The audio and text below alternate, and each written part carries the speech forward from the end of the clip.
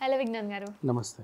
విజ్ఞాన్ గారు, కాంతార సినిమా వచ్చిన తర్వాత అది ఎంత పెద్ద హిట్ అయిందో మనం స్పెషల్‌గా అయితే చెప్పనవసరం లేదు. ఆ సౌండ్స్ కావచ్చు, ఆ గ్రాఫిక్స్ కావచ్చు, మొత్తం హల్చల్ చేసింది.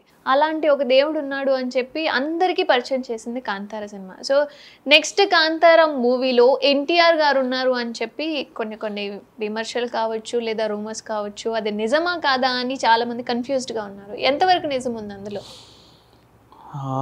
యాక్చువల్గా ఈ మధ్య కాలంలో జూనియర్ ఎన్టీఆర్ జస్ట్ అటువైపు వెళ్తే రిషబ్ శెట్టి కలవడం జరిగింది.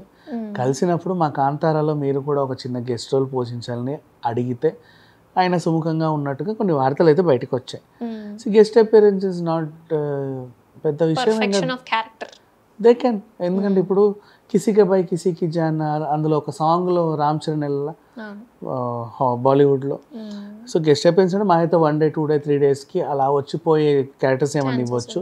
అండ్ దీనికి ఎందుకు బలం చేకూర్చారు అంటే మొన్న ఎన్టీఆర్ ఒక కొత్త లుక్లో దర్శనం ఇచ్చాడు అందరికి. అదేంటి దేవర షూటింగ్ ఉంది, ఈయనేంటి ఇలా తయారయ్యాడు, ఏమవుతుంది, కొంపల్సరీ వార్ 2 ఏమైనా స్టార్ట్ అయిందా, వార్ 2లో ఈయన క్యారెక్టర్ ఇలా ఉంటుందా, లేకపోతే ఏదైనా అడ్వర్టైజ్మెంట్ స్టార్ట్ అయిందా, అందుకని ఇలా గ్రూమప్ అయ్యాడా, లేకపోతే ఇంకేమైనా ఉందా అని.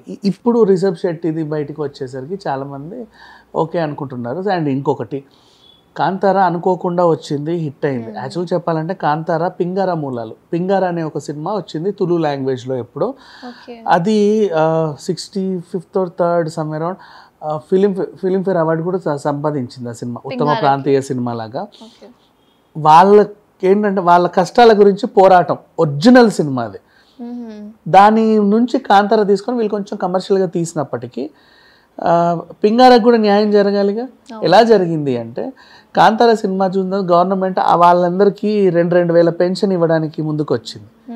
అట్లా పింగారకు న్యాయం జరిగింది. నెక్స్ట్ ఇంకొకరు వచ్చారు మధ్యలో నవరస వాళ్ళు, ఆ పాట మాది అని. వాళ్ళకి ఏంటంటే ఈ సినిమా హిట్ అవుతున్న కొద్దీ ఎంతైనా డిమాండ్ చేయొచ్చు. వాళ్ళ పాట ఏదో రకంగా అప్పుడెప్పుడో యూట్యూబ్లో పెట్టినా వాళ్ళకి ఇంత డబ్బులు వచ్చాయి.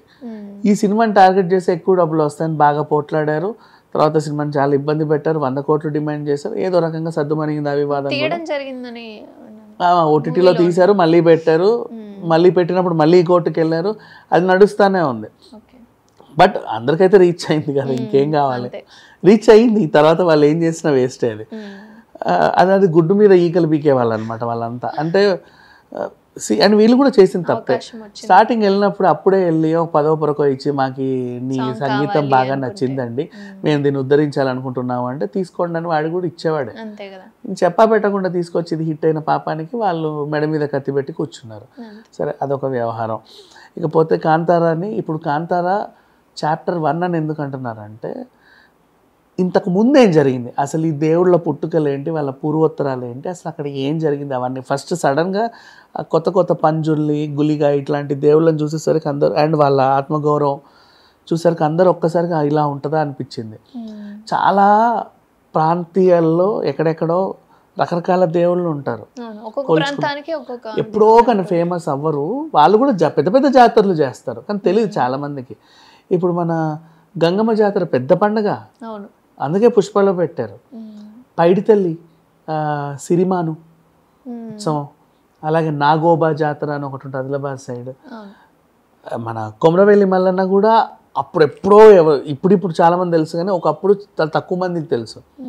ఆ 7 పాయలు కానీ కొంతమంది దేవుళ్ళు, చాలా మంచి దేవుళ్ళు ఉన్నారు అక్కడ. ప్రాంతీయ వాళ్ళు చాలా పెద్ద ఎత్తున పూజించి జాతరలు చేసి వాళ్ళకి తెలుసు కానీ తక్కువ మందికి తెలుసు. ఇట్లాగే ఇప్పుడు మన రాష్ట్రంలోనే మనకు తెలియని దేవుళ్ళు చాలా మంది ఉన్నారు. అలాంటిది కర్ణాటక వాళ్ళు కొంచెం హైలైట్ చేసరికి అందరు కర్ణాటక పడింది. సరే, ఓవరాల్గా అయింది. అసలు వాళ్ళ చరిత్ర ఏంటో కూడా చెప్పాలి కదా, అందుకు ఆయన చాప్టర్ 1 ఎంచుకున్నాడు.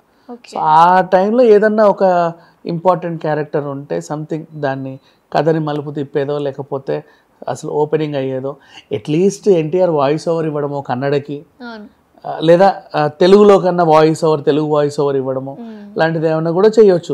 అంటే నటించబడిన వాయిస్ ఓవర్ కూడా ఇవ్వచ్చుగా. ఇప్పుడు హనుమాన్లో రవితేజ గారు ఎగ్జాక్ట్ ఆయన క్యారెక్టర్ చేశాడు కానీ ఎక్స్ప్లెనేషన్, ఇప్పుడు ఫర్ ఎగ్జాంపుల్ చిరంజీవి గారి వాయిస్ ఓవర్ వచ్చిందా, అట్లా ఒక వాయిస్ ఓవర్ కూడా ఇవ్వచ్చు. ఏదో రకంగా పార్ట్ చేసుకుందాం అనేసి అయితే అనుకున్నాడు రిషబ్ శెట్టి. సినిమా కొంచెం క్రేజ్ వస్తుందని, ఈయన కూడా సముఖంగా ఉన్నట్టయితే అట్లా వాళ్ళ ఫ్రెండ్షిప్ అలాంటిది. సో చూద్దాం కాంతార పార్ట్ 1 వచ్చినప్పుడు, కానీ మనకు తెలియదు. అవర్ థ్యాంక్స్ టు ఎన్టీఆర్ అని వేస్తారు, మరి ఆయన దాని లోపల ఏం చేశాడు అనేది ఫస్ట్ సినిమా ఓపెన్ అయితే కానీ మనకు తెలియదు.